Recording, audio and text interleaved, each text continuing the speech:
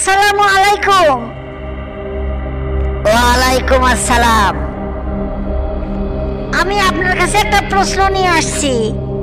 আচ্ছা, আল্লাহ ছাড়া কারো কাছে সাহায্য চাওয়া শিরক কিনা? একটা সুন্দর কথা বলছো। পবিত্র আল কোরআন আল্লাহ তাআলা শিরক প্রসঙ্গে বলেছেন,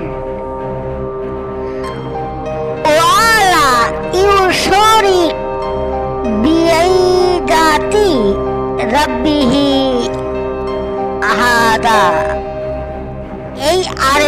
এই আরবির অর্থ হচ্ছে, সে যিনি আল্লাহর সাক্ষাৎ বা দিদার প্রত্যাশী যেন তার প্রতিপালকের ইবাদতের অন্য কাউকে শরীক না করে।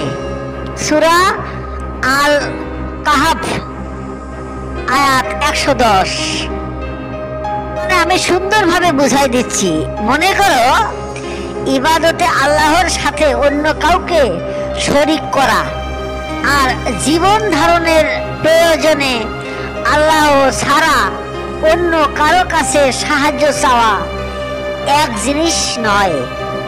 জন্মগতভাবে মানুষ পর নির্ভরশীল। ভূমিষ্ঠ হওয়ার পর সন্তানের লালন পালনের জন্য মানব শিশুকে পিতামাতা কিংবা অন্য কারো উপর নির্ভর করতেই হয়। লেখাপড়া শেখার জন্য তাকে শিক্ষকের উপর নির্ভর করতে হয়। এভাবে জন্ম থেকে মৃত্যু পর্যন্ত প্রতি পদক্ষেপে মানুষকে কারো না কারো সাহায্য নিতে হয়। এমনকি মৃত্যুর পর অন্যের সাহায্য ছাড়া মৃতদেহ দাফন কাফন হওয়াও সম্ভব নয়। মানুষ একে অন্যের উপর নির্ভরশীল হওয়ার জন্য কারণেই সমাজবদ্ধভাবে বসবাস করে। আল্লাহ ছাড়া অন্য কারো সাহায্য নেওয়া যদি শিরক হয়, তবে পর নির্ভরশীল মানুষ জন্ম থেকে মৃত্যু পর্যন্ত অগণিত শিরক করে আসছে। সুতরাং এ ধারণা সম্পূর্ণ ভুল। আল্লাহ তাআলা সৃষ্টির নিয়মে প্রত্যেক মানুষকে কিছু না কিছু দায়িত্ব পালন করতেই হয়।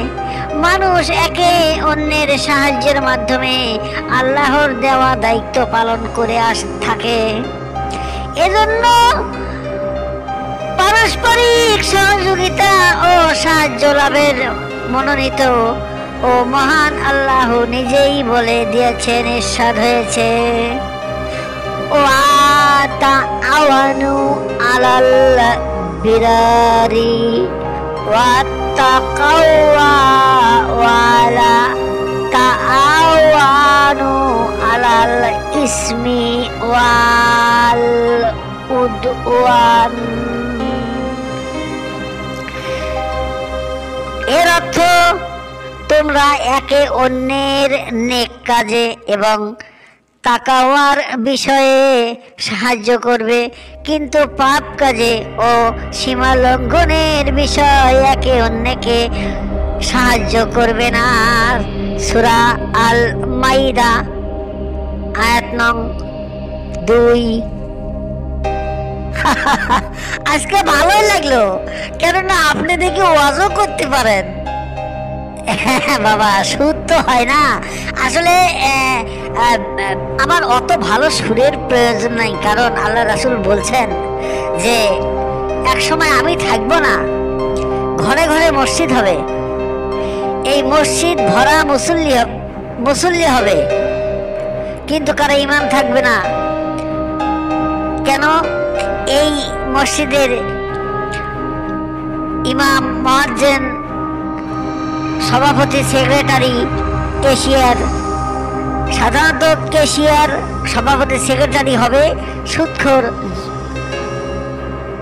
জেনাখোর, গাঁজাখোর এরাই নেতৃত্ব দিবে মসজিদ। আর ওই মসজিদের সভাপতির নেতৃত্বে ইমাম চলবে, আর ইমামের নেতৃত্বে মুসল্লি চলবে। যার জন্যে গোড়ায় যদি বাবা ভেজাল হয় তাহলে কি আকাল ঠিক থাকবে?